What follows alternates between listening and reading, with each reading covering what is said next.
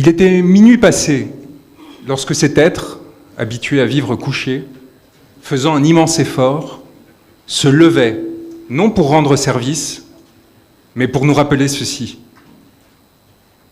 qu'il n'avait non seulement pas encore été évacué dans les litières de l'histoire, mais qu'il détenait, jouissait et se montrait décidé à faire usage du pouvoir d'interdire, censurer, éteindre la parole et le savoir. Cela m'a inspiré cette pensée évidente, une révolution n'est jamais finie, et il ne faudrait pas que celle-ci manque de commencer. 60 enfants et adultes sont morts d'un cri rauque qui réclamait souveraineté, et il m'apparaît essentiel de commencer cette prise de parole par une pensée à leur égard et l'affirmation d'une certitude à l'égard de leurs proches, ils ne seront pas oubliés. À Dakar, au parquet, au cabinet d'instruction numéro 2, à l'UCAD, les mêmes corps, les mêmes âmes qui ont permis la commission des crimes qui ont amené à la mort de ces personnes demeurent. Les mêmes visages qui, pour certains, se tairent, tremblent, ont honte, mais pour d'autres, rient et sourient devant les caméras. Je pense à un ancien ministre de l'Intérieur. Censure, je pense à un recteur d'université. Et menace. Je viens en un pays où ceux qui m'ont fait kidnapper à 300 km de la frontière sénégalaise, en plein cœur de la Mauritanie, ont formellement encore entre leurs mains le pouvoir de me faire arrêter, enfermer, expulser. J'ai été, à mon arrivée, soumis à un contrôle approfondi de mon identité. J'étais venu un homme simple, sans privilèges, sans invitation des autorités, mais par 2 personnes qui avaient connu les géoles et qui sont pour moi des héros de l'humanité, dans le but de voir et de partager. Je n'ai demandé volontairement aucun passe-droit. J'ai pris mon siège au fond de l'avion, j'ai avancé sans rien réclamer, sans rien demander, et ce que j'ai vu, des permanences du pouvoir et des menaces qu'il continue à faire porter sur le peuple, m'a effrayé. Lorsque l'on est sans protection, sans robe, à égalité, avec les personnes qui n'ont pas de privilèges, qui n'ont pas eu la chance d'être protégées, l'on voit l'importance de démanteler ces structures de pouvoir et d'être sans tolérance à l'égard d'un quelconque excès, d'une quelconque violence qui n'aurait pas été réprimée. En ce pays que je considère aujourd'hui mien, ceux qui ont obéi n'ont pas été encore sanctionnés, et celui qui a ordonné que la mort se répande pour des violences politiques a été en mesure de quitter le territoire en jet privé et de jouir aujourd'hui encore de son impunité. Comment est-ce qu'il a pu payer ce jet privé, cet homme, dont les soldes sont pourtant publics et connus depuis près de 40 ans, et ne permettraient pas théoriquement de financer 1 heure de voyage dans cet appareil? Et qui est chargé aujourd'hui de rechercher quels sont les fonds qui l'ont financé? Je suis venu, chers amis, à égalité avec des confrères qui, comme moi, se sont sacrifiés pour une cause, tandis qu'en face, on payait jusqu'à 100 000 € l'audience des Français, des sorciers blancs, pour venir légitimer la répression et la violence qui s'abattait sur un peuple. Et j'ai vu des confrères accepter cet argent, accepter de servir de faire-valoir pour légitimer la mort, l'emprisonnement, la détention de citoyens innocents. Je suis venu à égalité de telle façon que, lorsque, amené à Nouakchott, j'ai été confié au service de renseignement de la Mauritanie, alors que l'on m'avait assuré que l'on m'amenait vers l'aéroport pour que je puisse rentrer en Europe. Après avoir réussi à échapper aux polices et gendarmeries de ces pays pendant 4 jours, avec l'aide de personnes glorieuses qui sont aujourd'hui à mes côtés et qui ont pris tous les risques pour me protéger. Après avoir pris une barque pendant 25 heures pour traverser l'Atlantique, pour sortir de ce pays sans nuire à mon client, sans, par exemple, en traversant la frontière malienne, de sorte que l'on aurait pu inventer un prétexte que je voyais déjà venir, consistant à dire que peut-être que tout cela était une opération d'influence de l'étranger, financée par les Russes et d'autres. On a bien vu comment le pouvoir précédent cherchait à instrumentaliser ces questions.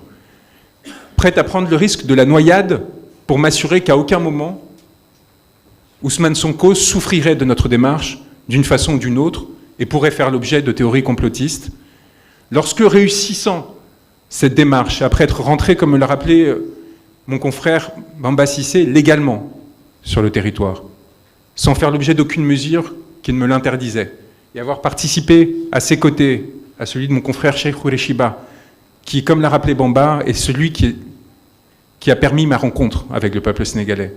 Après avoir donc dénoncé le procureur de la République, qui est encore aujourd'hui en poste, après lui avoir dit « Nous n'aurons pas peur, nous n'avons pas peur », nous avions réussi théoriquement à rompre cet encerclement et à avoir envoyé le signal dont le pays à ce moment avait besoin et dont mon client avait besoin. Car il est évident que si je suis venu au Sénégal à ce moment-là, alors que le procureur, justement, avait annoncé l'existence d'un mandat d'arrêt international, c'était d'une part parce que M. Sonko m'avait désigné lors de son placement en garde à vue pour une histoire funeste de téléphone portable qui s'était transformé en accusation de terrorisme. Rappelons-nous quand même du ridicule dans lequel ces autorités politiques avaient sombré. Et c'était évidemment par devoir, par le devoir que la robe m'imposait, c'est-à-dire de ne pas le laisser seul, alors que rien ne le justifiait. Et quand donc, séquestré par ces services de renseignement, qui m'ont mis une cagoule, qui, sans me présenter à un avocat, à une autorité consulaire, à un juge, m'ont menotté et amené depuis la capitale, Nouakchott, contrairement à ce qui a été dit, en toute illégalité, jusqu'à la ville de Rosso, puis placé sur un bateau qui est accosté de l'autre côté de la rivière, près de Vaches, parce qu'ils avaient peur que l'on me voie, parce qu'ils savaient que ce qu'ils faisaient était illégal, et qu'ils ont dû me traîner dans la boue du rivage pour m'amener dans des pick-up banalisés, entourés de mitraillettes, puis transférés à nouveau dans un autre convoi, avant qu'enfin, à Saint-Louis, on me convie à la BIP et que je sois transféré à Dakar. J'ai compris que j'étais face à des gens qui ne jouaient pas selon les règles du jeu, qui ne respectaient pas le droit, qui ne faisaient pas qu'instrumentaliser le droit, qui avaient décidé de jouer avec les formes, de mentir, puisqu'ils diraient qu'ils m'avaient arrêté en traversant la frontière. Je peux vous dire, car les pêcheurs avec qui j'étais sont dans cette salle, et c'est, je pense, la chose la plus émouvante qui puisse m'arriver aujourd'hui. J'aimerais les saluer.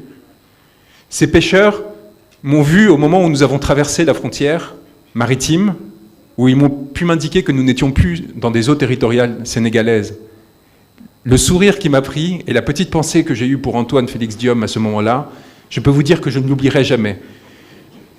Et nous avons continué pendant 8 heures. J'aimerais qu'il se lève.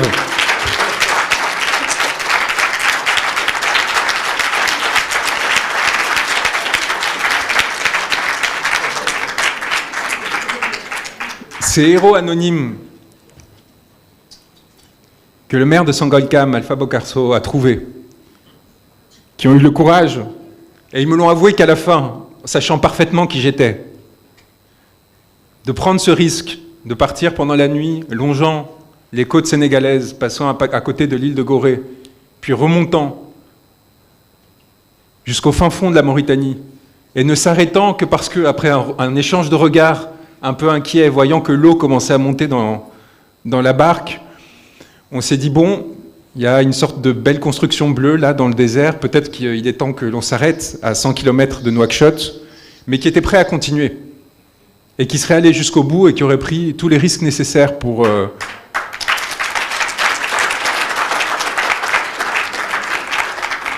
Et qui donc, après ces 25 heures, nous ont amenés dans cet endroit-là, le savent. On était très loin de cette frontière maritime. Et la question qui se pose, c'est pourquoi est-ce qu'ils ont cherché à mentir ? Pourquoi est-ce qu'ils ont tenté de mentir ? Parce qu'ils ont cherché à maquiller la réalité, parce qu'ils ont cherché à la rendre légale et à rendre notre geste illégal. Et donc, à partir de là, à tirer du droit une légitimité non seulement pour me faire enfermer, mais une légitimité politique qui leur permette de perdurer.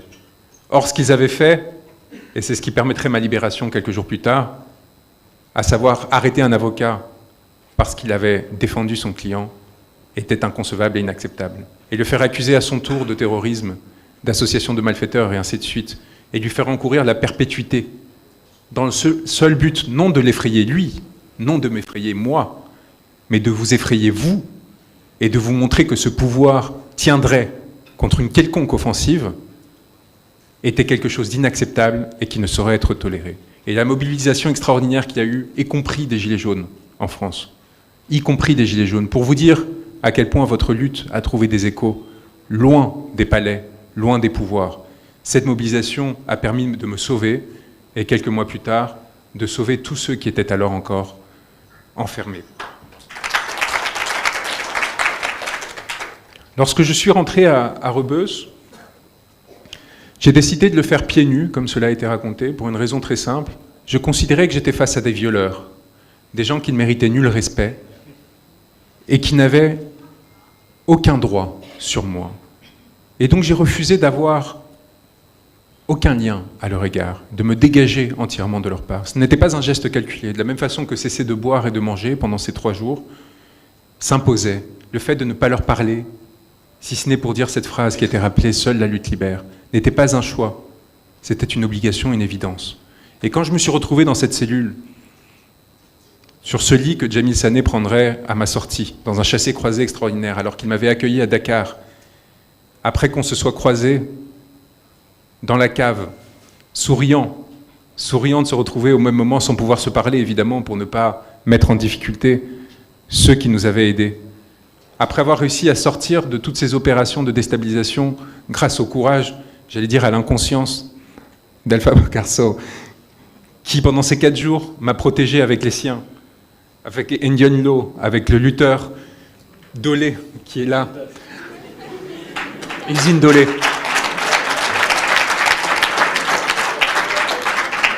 Avec Asrouma et Ngalou aussi.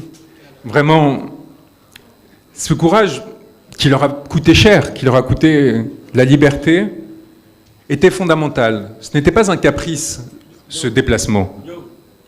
Il ne s'est pas levé.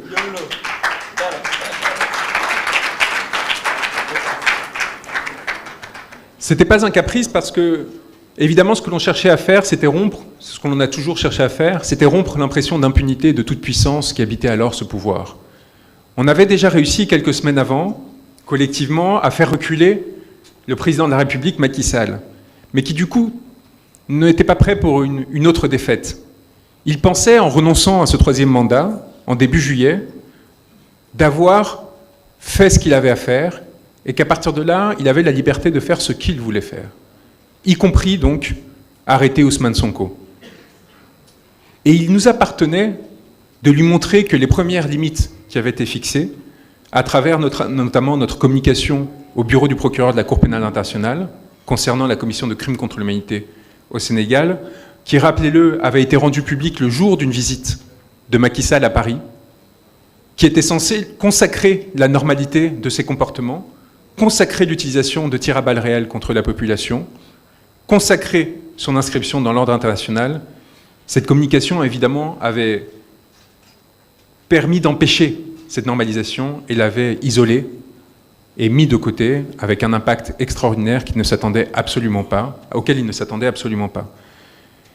Il appartient aujourd'hui au Sénégal de décider quelle sera la voie qu'il souhaitera suivre en ce qui concerne cette question fondamentale de l'impunité et de la justice rendue aux 60 martyrs, aux milliers de blessés et d'emprisonnés qui auraient pu autrement voir leur sacrifice demeurer en vain. Il y a plusieurs options. Celle de la réparation, qui a été annoncée par le président de la République, m'apparaît minimale, nécessaire, mais minimale. Il apparaît essentiel de procéder, comme l'a annoncé le Premier ministre, lors de cette journée dont parlait mon confrère Bamba Cissé, d'opérer une purge, et une purge massive, qui évite des événements comme celui que l'on a connu aujourd'hui. Il n'est pas acceptable que des personnes qui ont commis, au détriment du droit, des actes à l'encontre de citoyens sénégalais demeurent dans des positions de privilège, demeurent dans des positions de pouvoir dans ce pays. Nous le devons, à mon sens, aux nombreuses personnes qui se sont sacrifiées pour cette cause et qui ne se satisfont pas simplement de ce changement de pouvoir, mais qui nécessitent qu'il y ait un engagement réel pour changer les structures de ce pouvoir et éviter que ces violences ne se reproduisent. Alors, le Sénégal a le choix. Il a le choix de la justice internationale et de la Cour pénale internationale, ce chemin que nous avons ouvert, qui est parfaitement factible, et que le Sénégal pourrait renforcer en saisissant de lui-même la Cour pour qu'elle se saisisse à son tour de cette question. Mais la question que je me pose, c'est est-ce que les Sénégalais souhaitent mettre leur destin entre les mains d'une institution internationale dont on sait à quel point elle est sous influence et à quel point elle a été fécondée pour servir un projet qui n'est pas un projet souverainiste, qui n'est pas un projet sénégalais et qui n'est pas un projet africain. Il est tout à fait possible au Sénégal de créer une cour spéciale ou des mécanismes spéciaux qui permettent de juger et de sanctionner les personnes qui ont commis ces méfaits. Il lui est parfaitement possible et probablement préférable de se saisir d'elle-même de cette question de la justice et de s'occuper d'elle-même de ceux qui ont souillé ces institutions et sa démocratie. Pour cela, il faudra du courage. Du courage car il s'agit d'adopter des dispositions légales et peut-être constitutionnelles qui soient en rupture avec ce à quoi les hommes politiques sont habitués, à savoir négocier, transiger et se protéger. Je viens d'un pays, la France, qui sombre entre des mains oligarchiques et dont l'effondrement est en train de peser sur ses anciens partenaires et alliés, y compris le Sénégal. Aujourd'hui, la France est prédatrice et lourdement détestée dans de nombreux pays parce qu'elle manque de ressources pour elle-même et elle va donc les chercher à l'extérieur, tirer des profits pour essayer de se régénérer et de continuer à alimenter ses classes dominantes au détriment des peuples où elle agit. Il y a longtemps qu'au Sénégal, des grandes entreprises françaises ne sont pas venues, non pas pour investir, pour apporter des capitaux, pour permettre à ce pays de se développer, mais simplement pour capter des ressources et continuer à maintenir ses états d'asservissement. Cette situation, les Sénégalais en souffrent autant que le peuple français.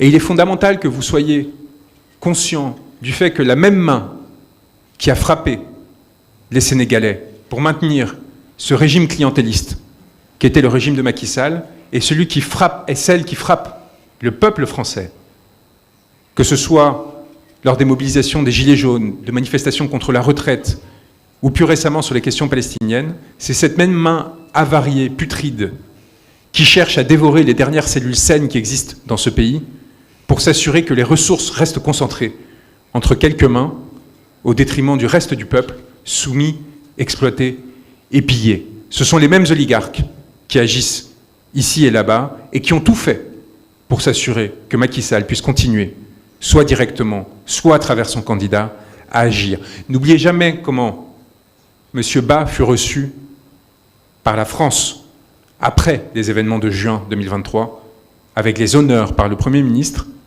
pour l'introniser comme le candidat de ce pays, ici, au Sénégal. N'oubliez jamais que la France, le gouvernement français, n'a jamais dit un mot, comme l'a rappelé Ousmane Sonko, pour condamner les violences qui étaient commises contre le peuple sénégalais. Le gouvernement français d'aujourd'hui était prêt à tout pour assurer la continuité qui lui préserve son influence sur ce territoire, y compris, comme on l'a vu avec l'affaire Karim Wade en janvier, intervenir et violer son propre droit pour essayer de favoriser des candidatures au détriment d'Ousmane Sonko et de Bassirou Diomaye Faye. Et donc à partir de là, l'idée que le droit serait autre chose qu'un instrument du politique me semble difficile à concevoir. Celui qui est en adversité à l'égard du pouvoir, et vous l'êtes encore aujourd'hui, parce que si vous avez réussi à faire libérer Ousmane Sonko et Bassirou Diomaye Faye, vous restez dans un système dominé par ceux qui, hier, vous réprimaient et aujourd'hui continuent encore de vous exploiter. Et ce système-là, sénégalais, reste inséré dans un système beaucoup plus large d'asservissement et d'exploitation, contre lequel il faudra encore des années pour achever cette troisième phase de décolonisation qui s'annonce non seulement au Sénégal, mais dans de nombreux pays d'Afrique, et plus généralement du Sud global. Et si